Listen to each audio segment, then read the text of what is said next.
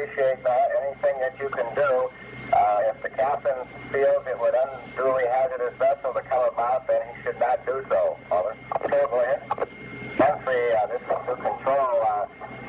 Did you overhear what I was saying to Captain O'Brien, and how do you feel about coming about and searching in that area? Over. To control, Roger, understand.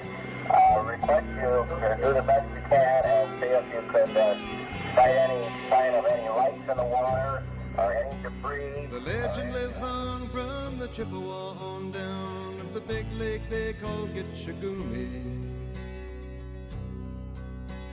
The lake, it is said, never gives up her dead when the skies of November turn gloomy. With the Great Lakes, the largest freshwater bundle of lakes in the world. They account for 90% of the surface freshwater in the United States, and 40 million people depend on them for their primary water needs. Even though these lakes are inland, that doesn't mean they're safe. These treacherous waters are known to have taken down some of the largest ships to have ever been piloted by man. The Edmund Fitzgerald, the Carl D. Bradley, and the Daniel J. Morale all split up and sank to the bottom of the lakes. But the question is how? How could some simple inland lake storms brew up and become so heavily dangerous that 3 iron-hulled bulk ore carriers all split up and sink, taking most, if not all of their crew with them? Specifically, why did they all sink in the month of November? Were the storms really that bad? Were the ship's designs to blame? I'm Jagger Brown, and my fellow friends and I want to solve the mysteries of the Great Lakes shipwreck disasters and why the lakes can be so beautiful yet life-taking. We are determined to reach as far as we can go to uncover the mysteries of these disasters. With the first disaster being the wreck of the Edmund Fitzgerald. An air and sea search is continuing for possible survivors of the Edmund Fitzgerald, a 729-foot ore carrier, which apparently broke apart and sunk last night on Lake Superior. On February 1st, 1957, the contract was signed between the Northwestern Mutual Insurance Company and the Great Lakes Shipbuilding Company to build the largest ship on the Great Lakes. She would be named after the recently elected chairman of the Northwestern Life Insurance Board, Mr. Edmund Fitzgerald. On June 8, 1958, she was christened and launched from River Rouge, Michigan. As she went down the slim ramp and into the water, Fitzgerald was already off to a rough start as she slammed into the side of the breakwall. With all the commotion unfolding, a man in the crowd even had a heart attack and died on the scene. It is foretold by sailors that a bad christening will bring bad luck in the future. Sea trials began on September 13th, and the Fitz passed with flying colors. She was the biggest ship on the Great Lakes, measuring 730 feet in length. Her years of service went by with very few incidents, minus losing an anchor a mile off Bell Island, as well as colliding with the SS Hochelaga a number of times. On the morning of November 9, 1975, the Fitzgerald was loaded with taconite pellets and preparing for departure from Lake Superior to Detroit. At 2:29, the National Weather Service issued gale warnings for the area where the Fitzgerald was sailing. The freighter Arthur M. Anderson was en route and in communication with the Fitz for the majority of the trip, as they were sailing to roughly the same destination. On November 10th, at 4:10 p.m., Lake Superior began to swell dramatically, with waves reaching 25 feet high. The Fitzgerald radioed the Arthur Anderson requesting radar assistance for the remainder of the voyage. At 7:10 p.m., the Anderson radioed the Fitzgerald, asking how they were holding up, as the storm was very intense. The Fitz responded, "We are holding our own." This is the last communication from the Fitz. 10 minutes later, the Fitzgerald disappeared from the Anderson's radar. In the area where the Fitzgerald went down, a sister ship joined the search, but so far all that was found was an oil slick, life jackets, and an empty lifeboat. There was no sign of the 29 men aboard. Over the course of over a month, search and rescue missions were held, scattering across Lake Superior. It is the most mysterious shipwreck known on the Great Lakes for one simple reason: there were no survivors. Because of this, no one will ever know the exact cause of the sinking. The Carl D. Bradley, a ship that sank in a November gale 18 years prior to the Edmund Fitzgerald, had survivors and witnesses. On November 18, 1958, at 5:35 p.m., just 12 miles southwest of Gull Island, the captain of the Bradley, Roland Bryan, and first mate Elmer Fleming were at the helm on the bridge. A loud thud was felt through the ship coming from the stern. Bryan and Fleming turned to look behind them. What they saw made their hearts drop. The stern of the ship was sagging drastically. Captain Bryan immediately put out a mayday call begging for help from any ship nearby. Both Brian and Flemmy went out on deck and watched in horror as the ship completely split in two. All power to the bow of the ship immediately went out, leaving the men in the dark. The bow of the ship went down first, and only 4 out of the 35 men on board made it to a life raft. The stern of the ship was still afloat, and even moving under its own power, as the engines and electrical compartments were still in the stern. The men on the raft watched as other crew members tried launching the ship's lifeboats, but to no avail. The stern soon began to sink, and all the men on the decks fell into Lake Superior's frigid waters. After the ship foundered fully, the 4 men had to survive. With waves reaching 30 to 35 feet high, the men had almost no chance in staying within the raft. While conducting research about the Fitz and the Bradley, we felt as if we could do more. How big really are these ships? Could we see one with our own eyes? We conducted some research and found that the classic lake freighter design is nearing extinction, as the last forward pilot house freighter, the Stuart J. Court, was launched in 1972. We found that there are a few straight deck freighters still in active service, straight deck being the forward pilot house design, but there was a problem. How are we going to catch one? We viewed some Great Lakes ship tracking maps and found that there were none around us or en route to be around us.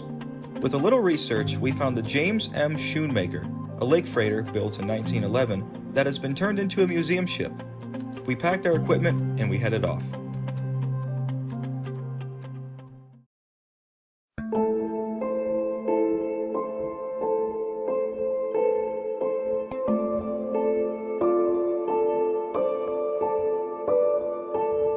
Behind me is the SS Colonial James M. Schoonmaker. It was built in 1911 and is approximately 617 feet long. The ship itself is just absolutely astonishing in its size, length, and the fact that this was built before the RMS Titanic even sank. And it's sitting right here. And it's just a modern marvel of the past. The first straight deck freighter to be built on the Great Lakes was the R.J. Hackett in 1869. It was built to haul great bundles of iron ore, as iron ore was only discovered 25 years prior. It was beginning to see a rise in demand on the Great Lakes as more and more factories and steel mills began springing up along the lake's coast. The R.J. Hackett straight deck design was the stamp for almost every ore carrier for the next 100 years on the lakes. The boats became bigger and stronger. They could move faster and haul more. But even as these boats became ships, the Great Lakes never seemed to disappoint. Over 100 years before the Edmund Fitzgerald went down, the lakes had already taken dozens of boats. The reason for these sinkings? Storms. I was in such a storm that came up just like this, that we all have radios on our boats, especially the charter boats, and they all talk back and forth. The fog went clear to the bottom, to the lake, and the waves were at least 20-25 foot, and I surely thought I was going to die for real. Storms on the Great Lakes are notorious for their treacherous conditions and gale-force winds. Each of the lakes differ from one another, causing different types of storms to spring up. For example, Lake Superior is the biggest and deepest of the lakes, while Lake Erie is the shallowest. Waves stay close together on Lake Erie and tend to spread apart on Lake Superior. I think about the deepest in Lake Erie is about 35 foot. It's a shallow lake, and that's why the storms are so bad. I've been boating on Lake Erie for probably the last 20 years or so. I was taught in my early boating career that very important to keep your eye on the sky up there, paying attention to weather forecasts. My mom and my dad, and actually her cousin and his wife were out on a 17.5 foot fiberglass boat, and they were 13 miles out. The day they were out there, it was supposed to be like 30% chance of thunderstorms and 1 to 3 foot waves. When they were out there, they were fishing, and they noticed something wasn't quite right even before the storm got on them. They had sparks jumping across the bearings in their fishing reels. There was so much static electricity in the air from the storm coming, and at that point in time, they're like, something's not right. So they started to reel the fish poles in. We're gonna head in, and by that point in time, it was too late. It went from pretty calm day to 6+ foot waves in the western basin of Lake Erie, which 6 foot waves in the western basin is very sizable waves because the longitudinal length of those waves are really short, so it's different than 6 foot waves. But they ended up with 6 foot waves, torrential downpour, My mom, who's 5 foot tall, 100 pounds, this teeny lady, ripped the hatch off of the bottom of the boat where the life jackets were being stored because of obviously the adrenaline of this is a pretty scary situation.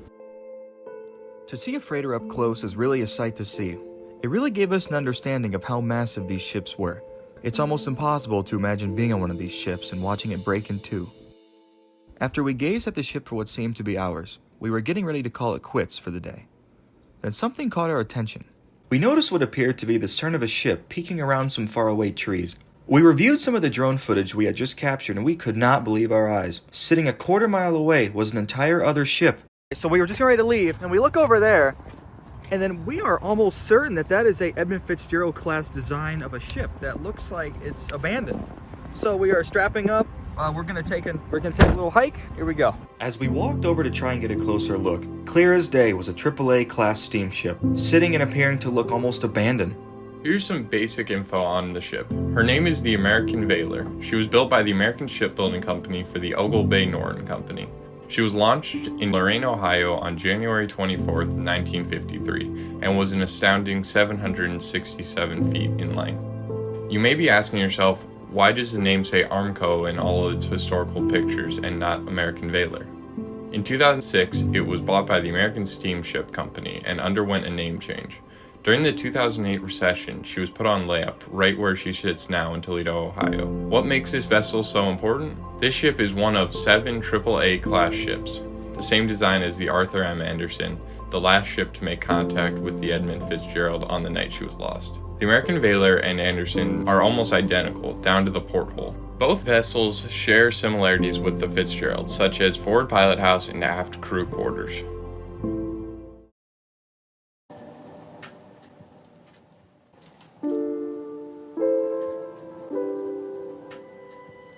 You may be wondering, why does this matter? What's the reason for making an entire documentary about giant steel tubes? They're just ships. Nothing new or out of the ordinary, right? It's not about what's happening on the lakes because shipping is shipping. It's about the stories and what has happened that makes shipping significant on the Great Lakes. The Great Lakes are the largest freshwater lakes in the world and they are utilized in every way possible, from shipping to means of drinking. The wreck of the Fitzgerald, Bradley, and Morel show that one cannot bargain with Mother Nature. The stories of these shipwrecks, as well as the thousands of other shipwrecks, will live on indefinitely in the future.